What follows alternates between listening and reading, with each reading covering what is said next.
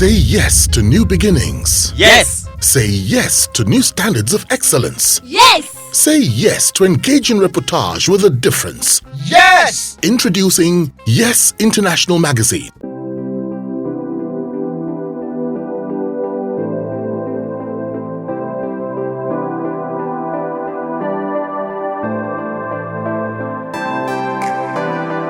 Now, what is the most memorable medical case that you have handled as a medical doctor? The most memorable case that you have handled?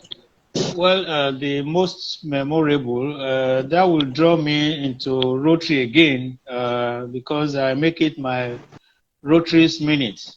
I remember, I think that was in 2003 when we did cataract operations for a number of patients then. And there was this very old woman who has been carrying cataract about for so many years. Because of poverty and ignorance, she wasn't able to get treatment. But luckily, she was part of this eye surgery campaign, and she was operated. And the following day, when we were reviewing her, and the pad was removed from her eyes, and she saw light for after so many years of darkness, she bursted into tears, and that was my Rotary moment, Rotary minute. And, it was so dramatic.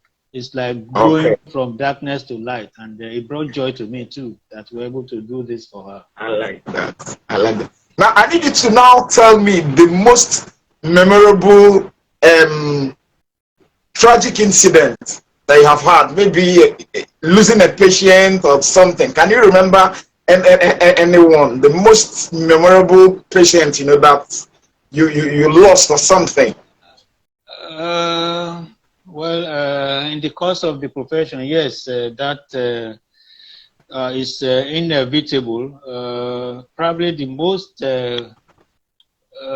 tragic or remarkable one would be when a friend of mine had a stroke, and I was the one that had to attend to him, and eventually he passed on. This was a guy that 1 week before then we were laughing, joking, and all that. So he brought a message home to me, dry and clear, that yes, you will be alive at this minute, the other minute you may be gone. That was very painful to me because it was actually my friend, my classmate, and my confidant, and it was indeed painful, tragic. Okay. Now, talking about medicine and medical practice, what got you interested in becoming a medical doctor? Well, that's another interesting question, and probably it was divinely appointed. I was, in those days, I think it was in 1974 or thereabout, before the admission into the university, I was opportune to work at the School of Nursing library at UCH. And of course, there are nurses in training, and I was just a small boy there as a library clerk. And in the library, you are supposed to maintain a quiet and calm environment. And these girls just came in and they were making a lot of noise, and I had to caution them to keep quiet. And they just said, well, who are you, this small boy? Why should you tell us that we should keep quiet? And I just thought that when I become a doctor, I'll be able to give you commands. So that was on a joking matter. But what actually drew me to medicine was, well, it was still in that University College Hospital. My sister used to work there, and whenever I went there to visit her, I used to see these guys in immaculate white overall, and with stethoscope hanging on their neck, and the way they carried their selves that time, I mean, I was so impressed.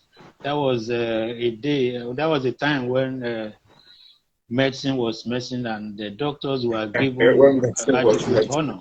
And yeah, that drew me to them, that this must be a very noble profession where doctors were respected, and of course they gave the necessary care to patients. And UCH in that time was a highly rated hospital, at the same level, probably with King's Hospital London. And in actual fact, there were exchanges of doctors between the two hospitals as if they had the same status. So it was a honorable and noble profession then, and I think it still is.